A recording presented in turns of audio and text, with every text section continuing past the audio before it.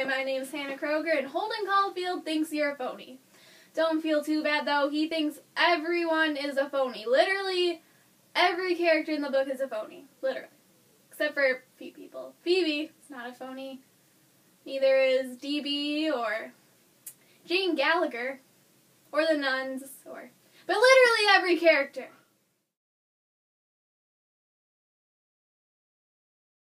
Holden Caulfield is a foul-mouthed, cigarette-smoking teen that has once again flunked out of school.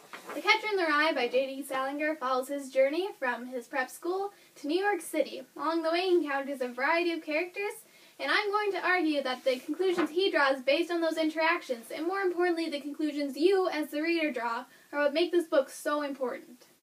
The majority of the novel takes place in New York City in the late 1940s. Over the course of about 3 days, Holden finds himself in seedy hotels, bars, parks, and carousels. He meets cab drivers, nuns, prostitutes, musicians, old classmates, and, you guessed it, phonies. Holden is describing to us the events of those 3 days at some point in his future, but I think you have to take everything he says with a grain of salt. An open letter to unreliable narrators. But first, let's see what's in the secret compartment. Grace? Where's the secret compartment? We don't have one. Oh. Dear unreliable narrators, how exactly are we supposed to trust you? You're just so unreliable. How are we as readers supposed to get anything from a story that's told through exaggerations and half-truths, and even through the veil of mental illness? Or perhaps that's just your purpose, unreliable narrator. If we as readers have to examine events and dialogue and description under a lens to find some sort of truth, then we are engaged in thinking critically about what we're reading. And isn't that the overall point? Best wishes, Hannah Kroger. Holden Caulfield definitely falls into the category of an unreliable narrator. He admits to forgetting names. There are times when he's completely hammered and hasn't slept for days.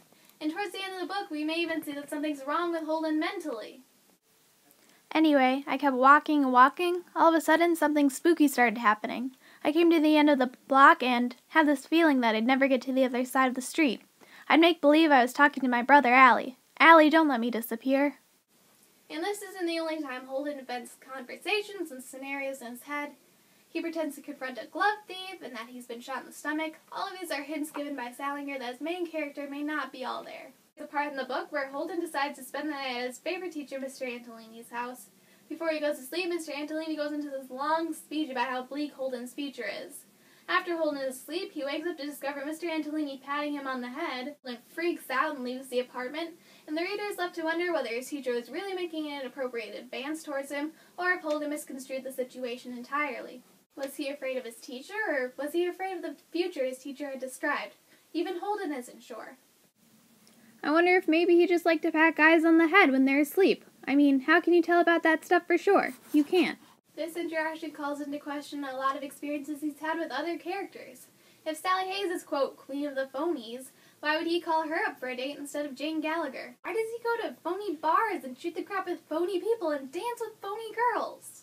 I think Salinger leaves the reader to their own conclusions. You may agree with Holden that Lillian Simmons is a phony, or you may think she was just being polite. Your definition of phony can, and let's face it, probably should be different than Holden's. What I think is great about The Catcher in the Rye and the unreliable narrator as a whole is that the line between truth and fable, right and wrong, is blurred, and the reader has to think for themselves.